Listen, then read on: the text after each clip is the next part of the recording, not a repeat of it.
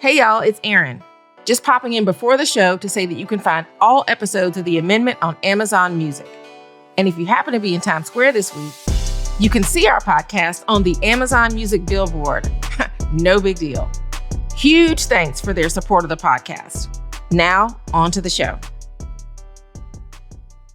This is a system that we just have not invested in this country, childcare. And when you don't invest in a system, cracks start to open. Hey y'all, welcome to The Amendment, a weekly conversation about gender, politics, and power from the 19th News and Wonder Media Network. I'm your host, Erin Haynes. Just a quick reminder about why we're here. It's because this democracy is still unfinished business. There are still way too many people who are unseen and unheard in our politics, and we want to bring them into this conversation. That's what the amendment is about, and that's who the amendment is for. Anybody who is still marginalized in our democracy. Together, we're going to get to a better understanding of why our democracy remains unfinished and what we can do about it. So to that end, today I am so excited to be joined by my colleague, the economy reporter for the 19th News, Chabeli Carrazana. Earlier this month, Chabeli published a comprehensive investigation into the failures of national child care safety regulations. In it, she's unpacking the state of child care safety in our country down to the state level. She's talking about the consequences of our national inaction and even indifference around this issue, and how parents can be better informed about the care available to them. Folks, this is an enormously important story, and one that Chabeli was really uniquely qualified to tell. As soon as I read it, I knew that this was the perfect opportunity not only to hear her thoughts on an issue that she has totally owned in her time in our newsroom, but how her lived experience and reporting expertise come together to really inform her approach to covering our economy in a way that empowers those that we don't always include in the conversation on an issue that impacts so many Americans. So I'm so happy to have you on the amendment, Chabeli. We have a lot to talk about. Oh, I'm so excited to be here, Erin. So Chabeli, you came aboard as we were building our small but mighty newsroom in those early days back in the spring, I think, of 2020. I just remember thinking that you were the right person for this job, not just because of what you knew about this beat, but because of who you are as a person. So that's where I want to start. What can you say about how you came to your role at the 19th as our economy reporter? Oh, thank you for that, Erin. And right before I came to the 19th, I had been a local news reporter in Florida. And a lot of that work had focused on writing about economy from the perspective of low-income workers. That was really where a lot of my interest was. And a lot of that had to do with my upbringing. I'm a Cuban immigrant. I moved to the US when I was 5 years old with my mom. I watched my family sort of struggle once we arrived here. My mom was an engineer in Cuba, but she couldn't renew that title here, so she worked as a school crossing guard. My grandmother was a child care provider. And so all of that background really helped me sort of focus in on this swath of our economy, of our workforce that is often not centered in economy news across the country. I mean, these are not the folks we're often writing about and writing for in our industry. And that was really the kind of economy reporting that I really wanted to do and brought here to the 19th. Folks might not immediately connect economics with childcare, but it's absolutely an economic issue. How are the two connected for you? How are you understanding childcare policy, and how are you using that to help us understand the economy? So there's a couple points, right? When you think about just our childcare workforce, that is a workforce that is 94% women. More than a third of it is women of color. So right there, that's already an area that we're going to focus on pretty closely here at the 19th. But also the way that childcare interacts with how you're able to go to work, access the workforce, that is a really critical piece, right? And we saw that during the pandemic, especially when part of the reason we experienced this first women's recession where women were really losing jobs in early 2020 was because of childcare. They did not have access to childcare, and that was pushing them out of the workforce when they otherwise would not have made that choice. So really, childcare is really fundamental in moving our economy forward and allowing people to work if they want to do that. And the fact that we have not invested in that as a country is one of the reasons why childcare has become such a huge issue in the past couple of years, is because people have really realized, wow, if we want to get this economy moving, we need to look at this sector. And really, you are helping us to understand that investing in childcare is part of that unfinished business of our Mhm. democracy. Absolutely. Okay, so let's talk about your project. I want to know how this piece came to be and really why childcare has been such an important topic to you. So I talked to you about my grandmother, who's an incredibly important person in my life. I grew up with kids in my house. She was an in-home childcare provider. I saw how hard she worked, how difficult that work was.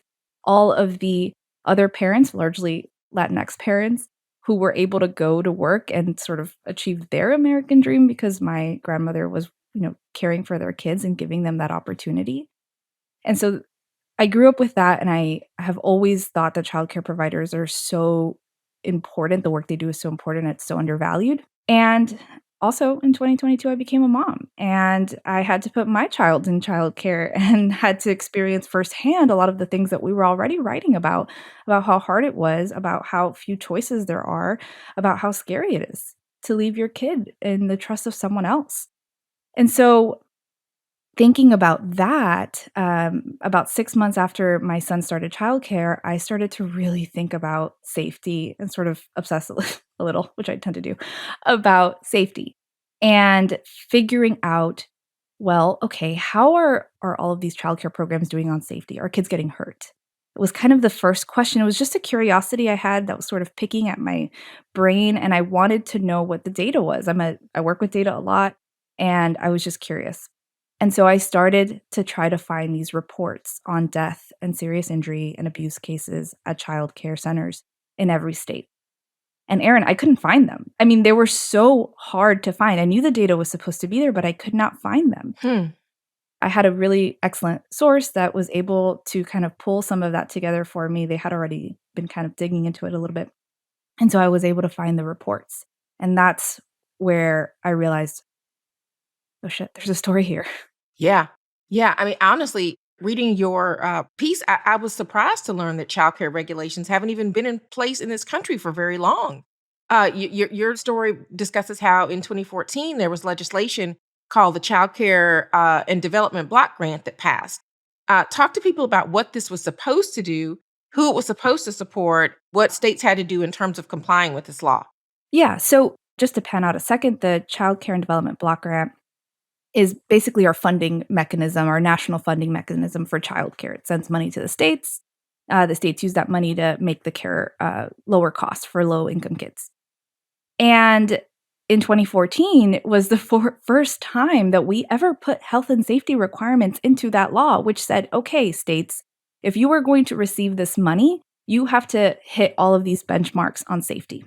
Hmm. And one of them was you need to be reporting every year how many deaths, how many serious injuries, and how many cases of child abuse are happening in childcare centers. That was the first time we had required that, only a decade ago, which blew my mind a little bit because, you can pull up inspection reports at food restaurants Yeah. any day. Airline industry, you can see whenever there's a crash. And we just didn't have it. We just did not know how many kids were getting hurt in childcare.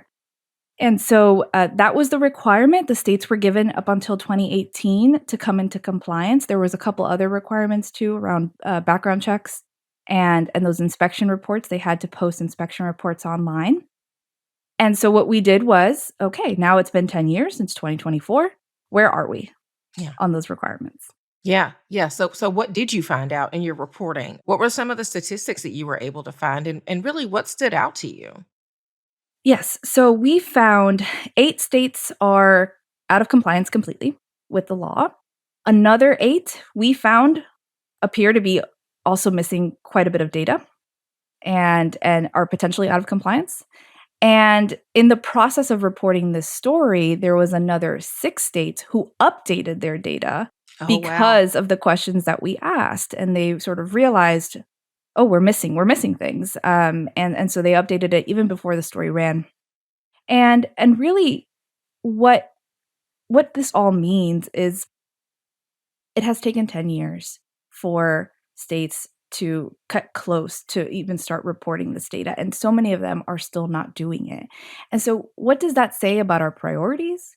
What does that say about the reality of, when we say safety is the most important, safety is our priority in childcare, but are we really, sticking to that? Are we able to do that? And the reality is, no, states have not been able to do that. And the other reality too is that a lot of people have not been focusing on this issue, Erin. I mean, we called more than 40 childcare experts, child welfare experts. A bunch of folks didn't even know what I was talking about, didn't Wow. even know that this was something the states had to be doing. And so the accountability piece, I think, is really important here because we kind of felt like, some of that was missing. Who was making sure that the states were doing this? Yeah. Yeah. What is the kind of national picture in terms of our childcare system and safety? Is this generally speaking a safe system for the country's children, or is there real cause for alarm that there could be real safety issue in our country's daycares?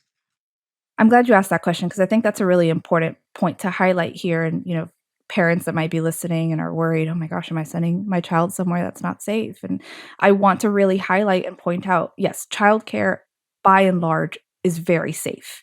The number of incidents that are happening, serious incidents, is fairly low, right? The state that had the highest number of deaths last year was California with 10, Texas had 6, Montana had 5. We're talking generally single digits in terms of the death cases. But I will caveat that by saying if this is a system that we just have not invested in this country, childcare. And when you don't invest in a system, cracks start to open. And we need to be very vigilant as to where those cracks are and how to avoid them expanding. And if we are not keeping track of when these serious incidents are happening, if we are not getting good data on the number of kids dying, it's just, we simply cannot improve something that we are not keeping good track of and we don't know the data on. And so the reality is, yes, childcare is safe, but this is an important piece of ensuring that it continues to be safe.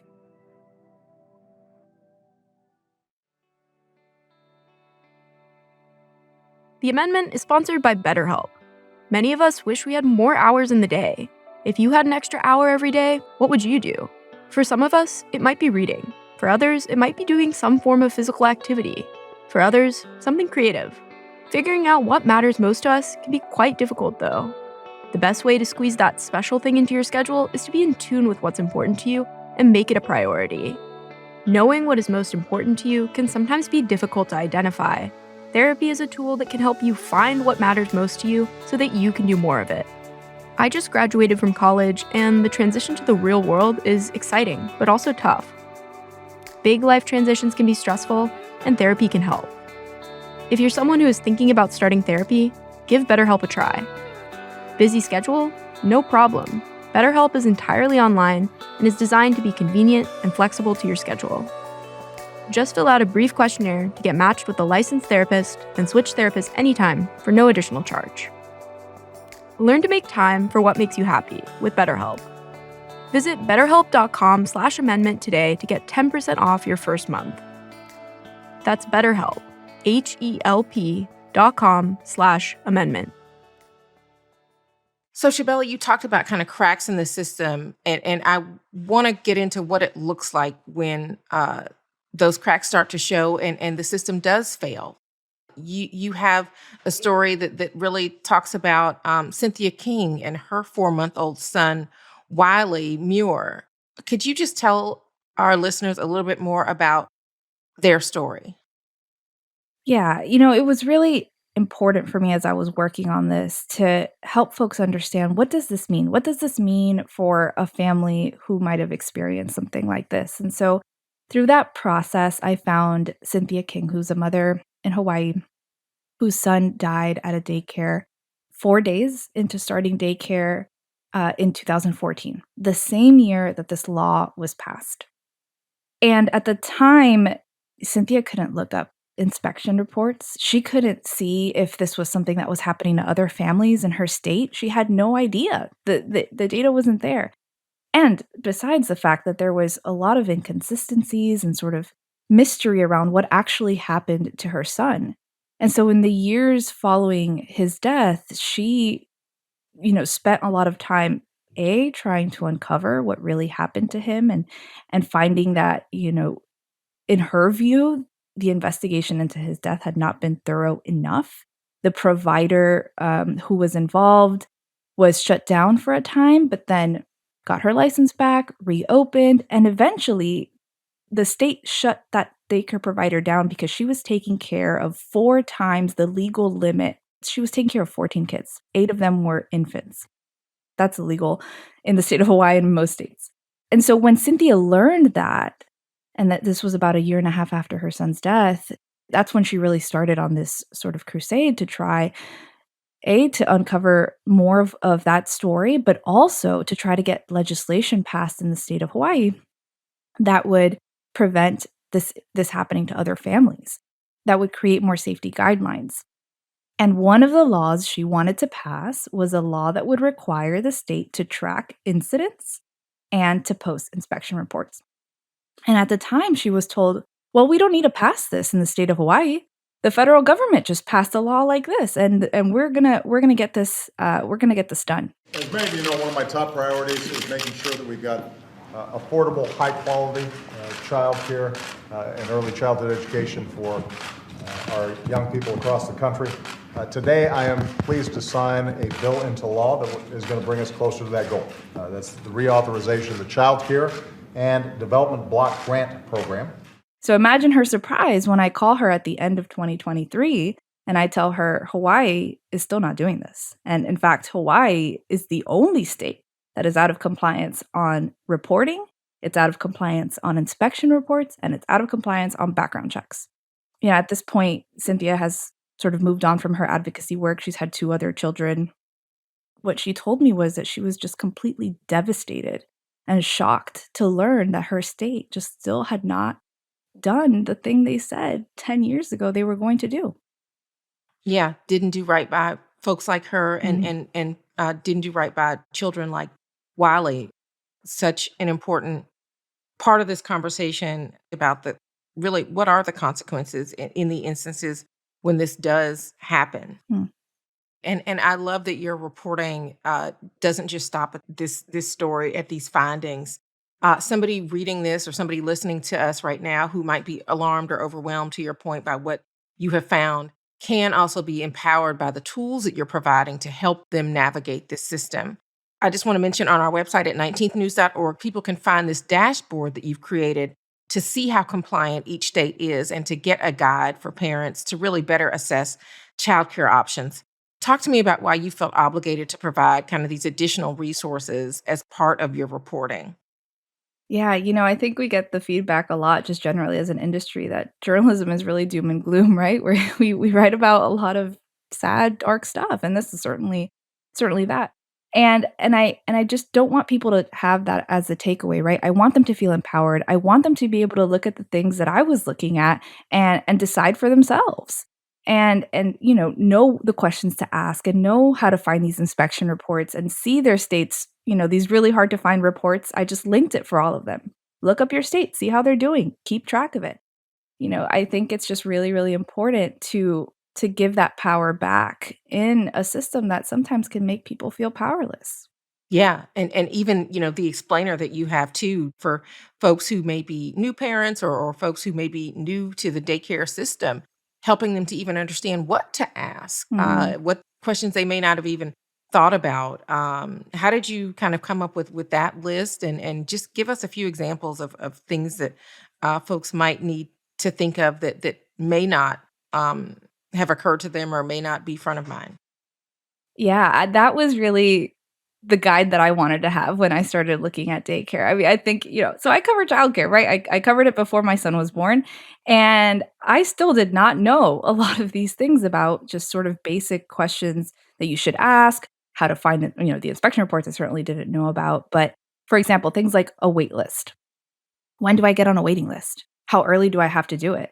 So we talk to folks about, get on that waiting list when you're in your first trimester, because waiting lists Wow. across the country are months long, years long. I felt so silly calling a daycare and saying, hey, can I get on a waiting list? And they said, oh, how old's your baby? I was like, well, -7 months. He's not born Right, yet. still on the inside. Yeah. Right. Yeah. And, but that was the right choice. And I didn't know that. I only learned that from friends, right? There is no guide to childcare. You don't know about it until you're in it and you're starting to ask folks and you're realizing, wow, this is so expensive and so hard to access. And so I wanted to answer those questions on the front end for folks who might, want that resource when they start searching. I want to circle back to a point that you were making earlier. We talk about childcare. This is not just about the folks that are looking for care, it's about the folks that are doing the caregiving. You mentioned women account for 95% of the childcare workforce, a majority of those being Black and Latina women. They are paid low wages. This leads to high turnover. How does that play a part in this childcare crisis? The stress on the childcare system right now and on its workforce is sort of central to this entire crisis, right? You have daycares that are not able to keep their staff because it's honestly, I mean, think about it. It's easier to go get paid a little bit more at a Target or a Walmart or a McDonald's and not have the stress of taking care of young children. I mean, it's an incredibly difficult job. And so these workers are paid extremely low wages. These centers cannot keep these workers because they're leaving. My son's teacher's leaving this week, and I'm destroyed about it because it's so hard when you have to now meet a new person, now trust a new person. And so these workers have no support, and that is creating a lot of instability in this system. And that instability kind of seeps into this story about health and safety, right? The federal government is trying to walk this line of regulating these daycares, regulating the states, but keeping providers open, keeping daycares open, because as it exists, parents have very few options. The options are all extremely costly. These daycares are losing staff by the day. And so, how do you keep a system functioning and how do you keep it safe? How do you not overregulate it? Those are big, big, big questions that the federal government is wrestling with. And it's part of the reason these regulations have not come together in all of these years. We are not funding it. We are not funding it to make it less costly for parents. We're not funding it so that providers earn more money. And we are not funding it so that we can get it together with some of these health and safety requirements. Yeah. Yeah. When we talk about this issue, we're not just talking about the politics of it, but we are talking about policy and what policies need to be enacted to really address this issue. Are there proposed solutions to the problems that you are talking about? And are there politicians that are backing those solutions? So 2 years ago, we saw a $400 billion proposal come out of the White House to try to basically overhaul the national childcare system. Under this order, almost every federal agency will collectively take over 50 actions to provide more peace of mind for families and dignity for care workers and who deserve jobs with good pay and good benefits. And that had the support largely of a lot of Democrats, but we have seen some Republican support on this issue as well. And ultimately, look, it didn't pass. But it did open up sort of this national conversation around childcare, and we are sort of living in that moment now where there is a lot of more focus and scrutiny on this topic, partly because we saw that it's really an economic issue. And so you're seeing proposals come forth. I mean, Elizabeth Warren has a large proposal, Patty Murray. Those are two of the senators that have been really at the forefront of this issue and bringing forth, some proposals. And, what I think is important for listeners to understand is that as a country, we do not approach childcare the way that most other countries approach it, right? We divorce it from K through 12 education. And so kids under 5, it's considered a private issue, right? And so because of that, we are not putting the resources into childcare that we're putting into every other form of education. I mean, this block grant that we've been talking about, its budget was $8 billion last year. The Department of Education had a budget of $80 billion last year, 10 times. So when we make that division, it creates an incredibly unstable system. And how are you going to put these massive health and safety requirements on a system that is just trying to survive in the first place? Yeah, what you're saying about just the onus being on families to kind of figure this out, until they're able to get into the public education system. We know that once they encounter this daycare system, they learn a lot about what they didn't know. And now that we are all kind of learning this new information about the childcare crisis through your reporting, How can we steer our political conversations towards talking about this more specifically? This is an issue that for the folks who are experiencing it in real time right now, it's an enormous issue for them, right? It's something that is hugely important. We are expecting it to be an issue that is going to motivate people to vote this year in 2024. We think it's going to be something that is going to be on the ballot for folks because it is really important for them. And what's hard and what we've heard talking about sort of the politics of childcare is that it's so acute when you're in it, and then your child moves on to kindergarten and K through 12 education, and we sort of move on from it as an issue as voters. And that's what's been difficult about getting political momentum around this subject is, the folks who are expected to really push on it have a lot of pressures on them already. And so what I would say is, if this is something that's important to you, I mean, vote like it's important to you.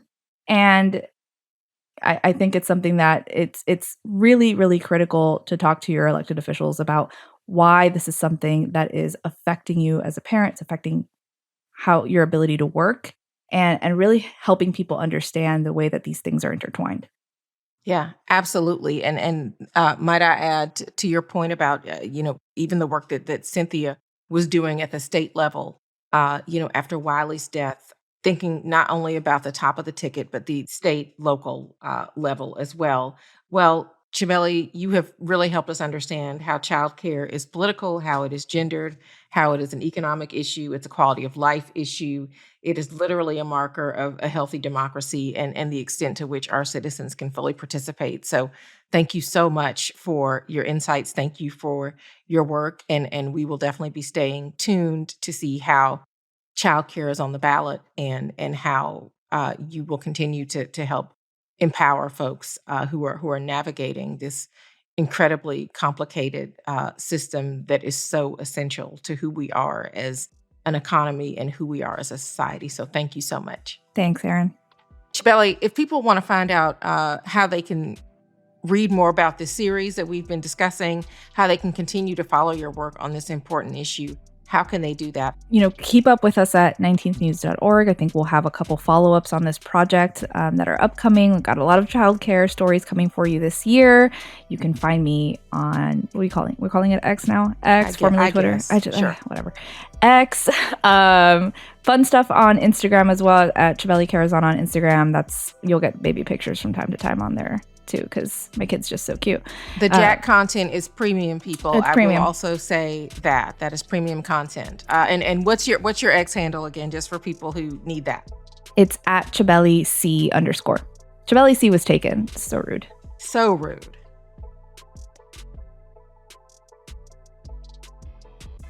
Okay, so my 19th Hive already knows this, but in case you are new to the 19th or new to the amendment, we have an asterisk in our logo. Why do we have an asterisk? It's there to signify the fact that while the 19th Amendment granted some, but not all women, the right to vote on paper, that really wasn't the whole story. The asterisk really reminds us that our work is far from finished in this democracy, and so that is the journey that we are on. So thank you for being on this journey with me. And to end each show, I'm going to give you my asterisk on the news. So this week, I want to talk about something that's made headlines, which is the Alabama Supreme Court decision ruling that embryos could be considered children. This has put the future of in vitro fertilization in that state in jeopardy and also raised questions about what this could mean for other states going forward as we're continuing to kind of contemplate the maybe unintended consequences of the Supreme Court's Dobbs decision 2 years later. Now, there's been a lot of attention on this issue, and rightly so, but what I want to put an asterisk on this week is really the racial dynamics of how this whole conversation about reproductive rights and access is playing out. And I mean, forgive the pun, but I really do feel like Alabama is fertile ground to look at this issue because it is a place where we know the fight for reproductive rights was long being waged by Black women, particularly around the issue of maternal mortality, which disproportionately affects us and was a tragic reality long before the fall of Roe versus Wade. And while maternal mortality is being increasingly discussed, it's a priority, for example, of Vice President Kamala Harris's. It's not nearly the topic that it should be in our country, given the life or death stakes that this also poses for so many people. Meanwhile, we have seen a ton of coverage around the issue of IVF already, And I have to think that part of the reason for that is because of who is being impacted.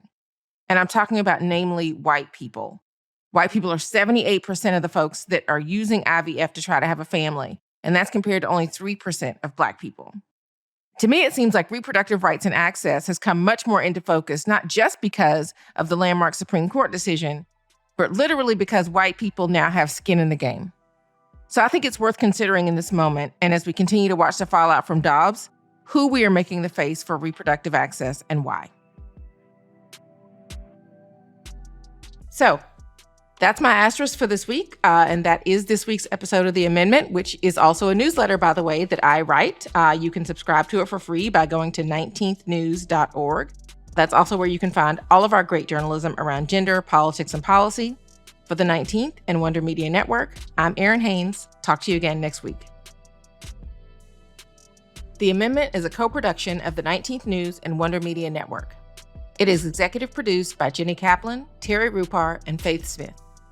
Our head of development is Emily Rutter. Julia B. Chan is the 19th's editor-in-chief. The Amendment is edited by Jenny Kaplan, Grace Lynch, and Emily Rutter, and was produced by Adesawa Agbanile, Grace Lynch, Brittany Martinez, and Taylor Williamson, with production assistance from Lucy Jones. Our amazing theme music was composed by Jalen. Are you headed to South by Southwest EDU? I'll be there too for the Amendment's first ever live show. So come through the podcast stage at 10 a.m. on March 7th to see me and a special guest.